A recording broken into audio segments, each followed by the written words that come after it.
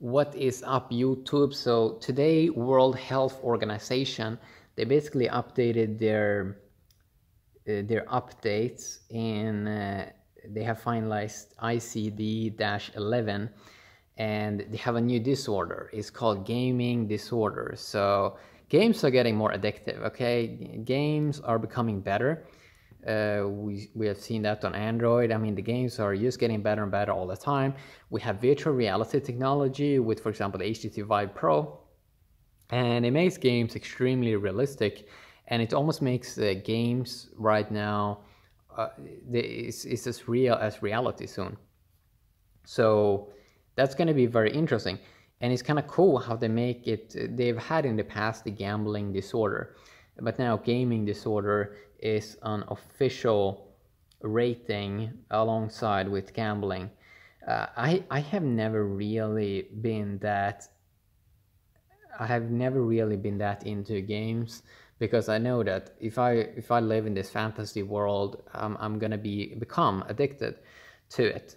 So doctors, they're probably not going to give you a gaming disorder before 2022 because things like this takes time, right?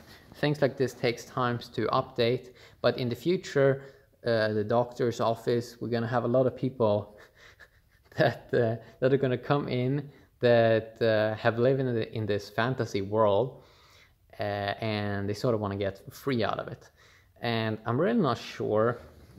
It's going to be interesting to see in the future how many more people are going to be addicted to games, especially when they're going to be stuck in this in this VR world. Okay, they put on this virtual reality headset and they sort of experience this fantasy world with trolls and monsters, werewolves, and you can basically create anything in games these days. For example, with Minecraft, we have GTA games, and it's just going to become better and better and better in the future. In the future, we're probably going to have computer programs that can write games, like real professional games, and it's going to be fascinating.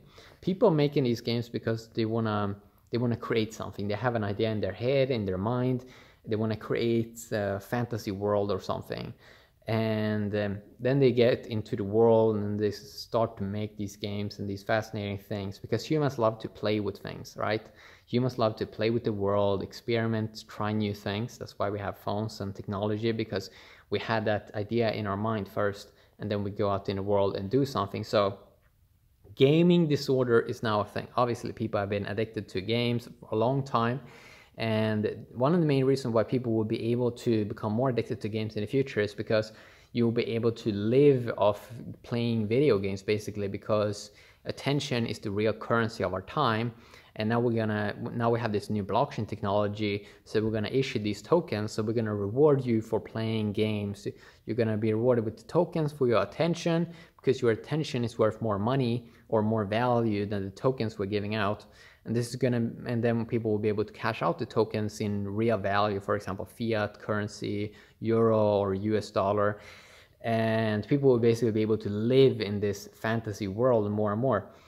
I don't really have a problem with it. I mean, do what you want. Like, if you want to live in a fantasy world, I mean, you can already argue that the real world is already a video game and it's like a fantasy world, right? And video games basically shows that abundance is real. That people can live on this earth and even live in a fantasy world, be addicted to games, and still do fine in life, right? You can argue if they're really doing fine, but I think most people are doing fine, right? People have a lot of free time every day. So yeah, gaming is now it's a disorder. It can be a disorder. Yeah. Have an awesome day, YouTube.